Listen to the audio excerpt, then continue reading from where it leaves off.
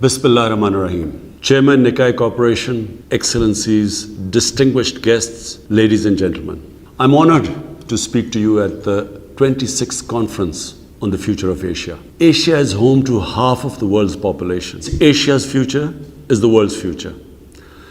This is where the most dynamic economic growth, social change, technological advances, and human development have taken place in the last 50 years. This is where the course of history will be decided in the 21st century. Today, Asia and the world are at an important juncture. We confront unprecedented challenges, but we also have exciting opportunities to advance progress and prosperity. Our first priority at present is to confront and conquer the COVID-19 pandemic. This virus has created the worst global health, economic, and social crisis in the past 100 years. It has infected hundreds of millions, killed over 3 million people, reversed economic growth, enlarged poverty, and worst of all, created huge unemployment.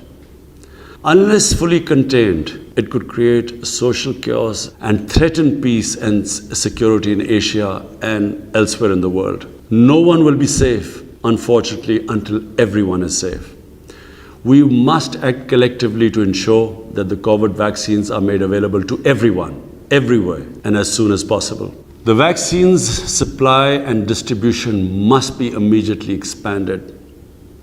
Patent rights waived. Production ramped up, including in the developing world, and the COVAX facility fully extended and funded. The virus has had the most severe impact on the poorest countries, but not just the poorest countries, the poor in all the countries.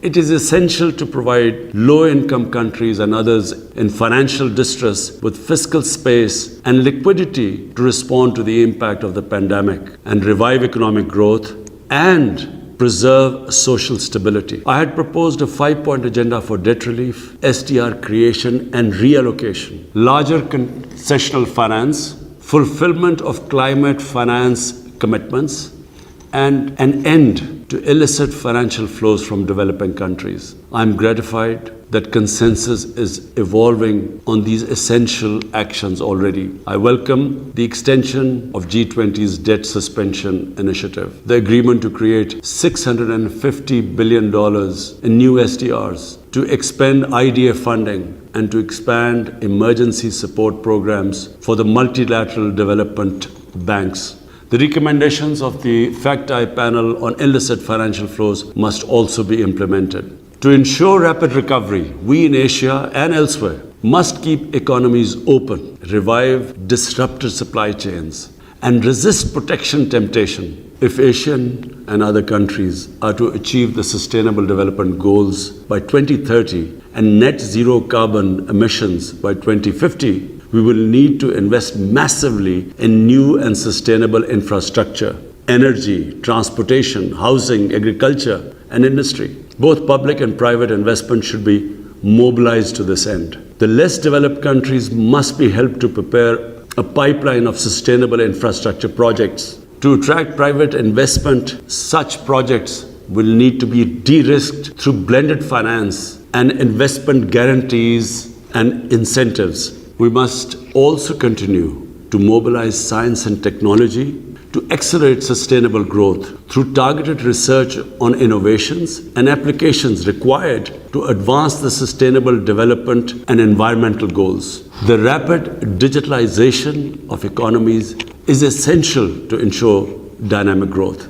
The digital divide between advanced economies, where 87% of people are online, and the poorest countries, where only 19% have internet access, must be bridged. Otherwise, the divergence in growth trajectory of advanced and developing economies will widen further. This will require expanded investment in digital hardware and software. Resilient and dynamic economic growth, particularly in Asia, depends significantly on greater integration and physical connectivity.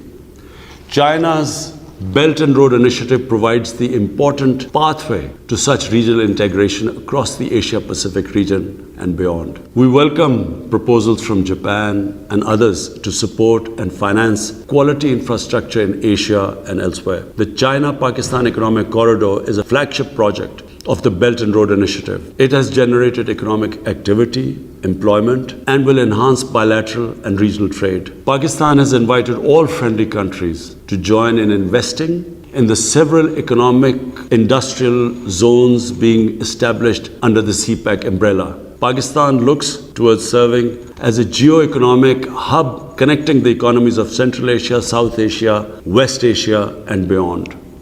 These sub-regions are the areas which possess greatest potential for dynamic new growth to Asia. This potential cannot be fully unleashed until we resolve the outstanding conflicts and disputes in this region. Pakistan has actively supported the peace process in Afghanistan. As foreign forces withdraw from Afghanistan, it is imperative to redouble efforts to promote the peace process between the Afghan parties. As I have said over the years, there is no military solution to the conflict. Pakistan hopes that the violence will be sharply reduced and the Afghan parties will engage constructively to secure an inclusive, broad-based and comprehensive political settlement.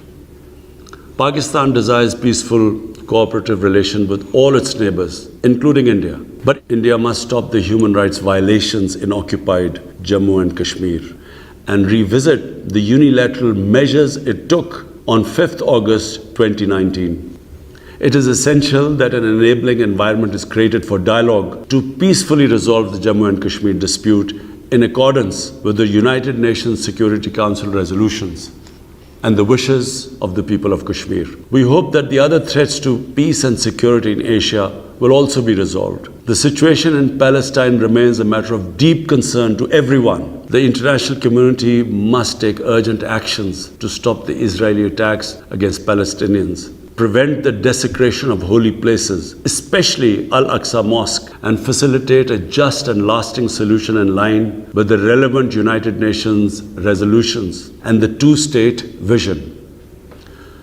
Finally, we consider it vital to avoid great power rivalry and tensions in the Asia-Pacific. There is ample room in Asia for economic, trade and investment participation of all states. Yet Asia must not become the theatre of tensions induced from without or within. The differences and disputes in Asia require Asian solutions on the basis of Asian values and interests. The Asia-Pacific, including the Indian Ocean, should become a zone of peace, an area of expanding cooperation and prosperity, through strict adherence to the principles of the UN Charter and the Bandung principles of peaceful coexistence. I thank you. Pacific.